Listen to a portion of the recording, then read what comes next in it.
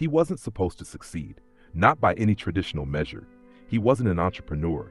He wasn't a CEO. He wasn't the loudest in the room. But he knew something that others didn't: the ability to adapt, to reshape his vision, to adjust when things didn't work. His first app failed. It wasn't the next big thing. It wasn't revolutionary. It wasn't even close. He didn't get it right the first time, and not the second or the third or the fourth. He had ideas, but no audience. He had ambition, but no funding. And he failed.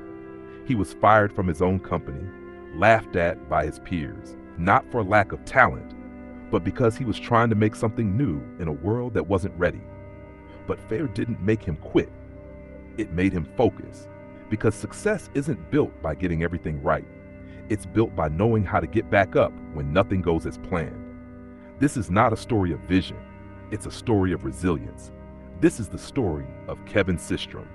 Kevin Systrom's first app wasn't Instagram. It wasn't even close. It was called Bourbon, and it failed because it tried to be everything. Too many features, too much clutter, too many promises without focus. He had the vision, but not the clarity. And he had the ambition, but not the understanding that sometimes less is more. Bourbon was a photo sharing app, but it wasn't just that. It let you check into locations, create plans with friends, and track everything about your life. And nobody cared. The world didn't need another feature-heavy app. It needed simplicity. It needed focus. So Kevin Systrom and his co-founder Mike Krieger decided to narrow the focus. Just photos. Just sharing. Just simplicity. They stripped away everything that didn't work. They focused on what people wanted: a clean, simple platform to share photos. Nothing more. They launched the new version, called it Instagram, and waited. This time it worked. The app wasn't perfect. It wasn't groundbreaking. It wasn't revolutionary. But it was easy, and it gave people something they didn't know they needed until they had it. Instagram went viral. Downloads surged, user engagement climbed, and soon people couldn't imagine life without it. In the end, it wasn't the vision that made Instagram successful. It was the willingness to change, to adapt, to learn from failure, and to let go of the parts that didn't matter. Instagram wasn't an instant success, but it was an overnight sensation. It spread like wildfire, but not because it was perfect. It spread because it gave people a simple reason to stay. In a world cluttered with apps, Instagram offered something different: the ability to connect, to capture a moment, to share a life without complications. As the app gained traction, the team behind it had to adjust, to build faster than the world was downloading. They had no choice but to scale. But scaling wasn't easy. Every decision carried weight. Every change could make or break what they had.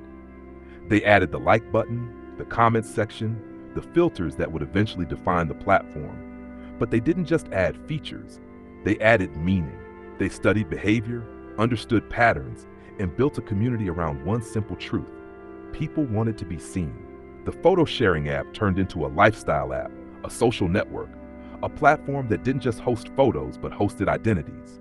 And just like that, Instagram wasn't just an app anymore. It was a way of life. But nothing good comes without sacrifice. As the user base exploded, the challenges began to mount. Growth brought pressure. Competition followed quickly. And soon, the quiet creator was no longer just a tech founder. He was a face of a global movement. A business leader with more than just an app. He had a platform that changed how people communicated, how brands marketed, and how influencers emerged. But through it all, Kevin Systrom never lost sight of what made Instagram work: simplicity, focus, and a constant willingness to adapt. When Facebook offered to buy Instagram, the offer seemed almost too good to be true. $1 billion, an unimaginable sum for an app that had only been around for 2 years. But Kevin Systrom knew that money wasn't the only price. Selling Instagram would change everything, not just for him, but for the platform he built. It wasn't just the end of an era, it was the beginning of another. He had always believed in the power of simplicity, in keeping the focus on what mattered: the users, the photos, the connections.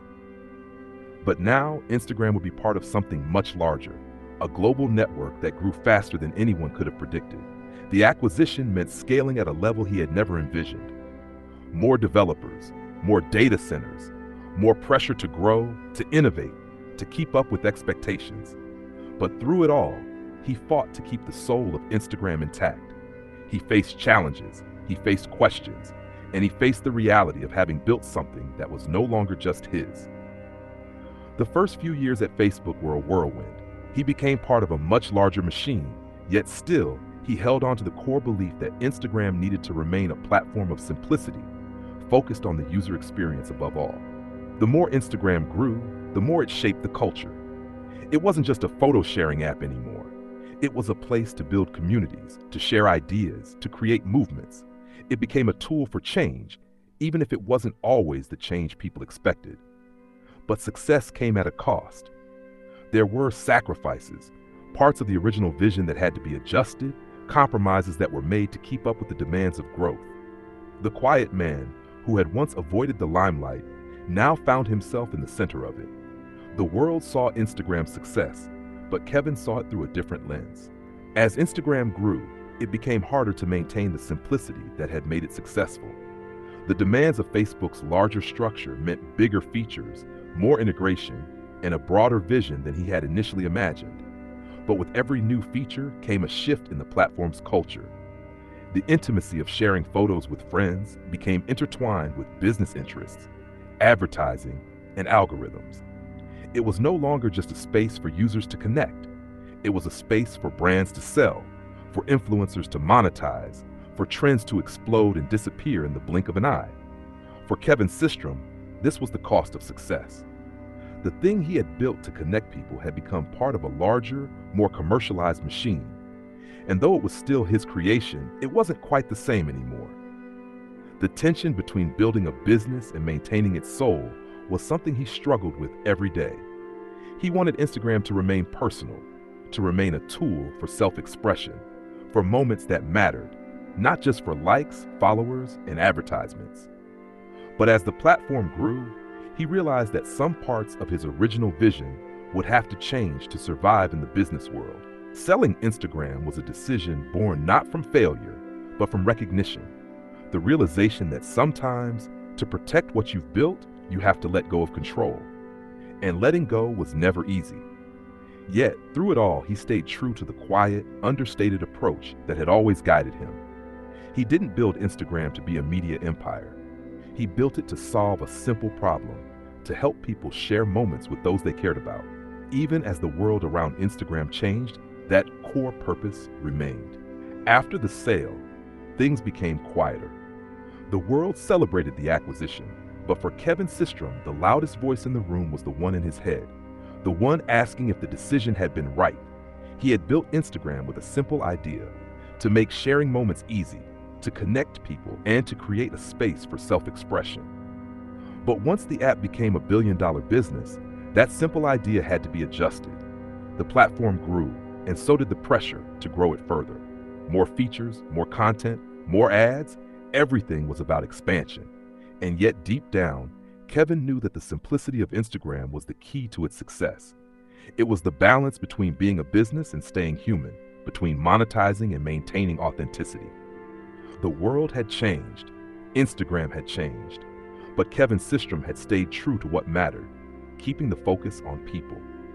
In the end, he didn't regret the decision to sell Instagram. He had done what he set out to do. He had created something that brought people together. That was always his goal, and the fact that it had grown into something much larger didn't overshadow that. But success never feels like you think it will. There were moments of doubt, moments when he wondered if the app had become too commercialized, too far removed from the reason it was created.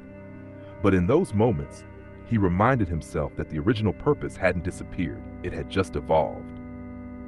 Selling Instagram wasn't about abandoning his creation. It was about stepping back, letting others continue to build upon it while he focused on what was next. It wasn't an easy decision, but it was the right one. And sometimes letting go is the only way to keep the soul of what you've built alive. After selling Instagram, Kevin Systrom stepped into a world that felt both familiar and distant. He was no longer the CEO, no longer at the helm of the company he had founded, no longer in control of the app that had redefined how we see ourselves. But stepping away didn't mean disappearing. He remained a part of the story, but this time from the outside. For the first time in years, he could breathe. It wasn't the relief of freedom or the comfort of financial security. It was the space to reflect. He reflected on the company's origins, how a simple idea had evolved to a platform that transformed communication. He thought about the early days, the failures, the doubts, the times he almost gave up, and then he realized something profound. Instagram wasn't just a product he built. It was a product of its time. It wasn't about him.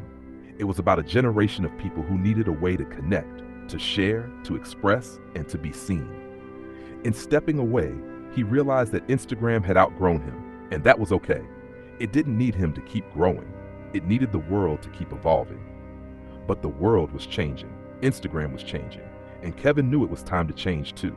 He didn't want to be defined by Instagram. He didn't want to be remembered for the company he sold.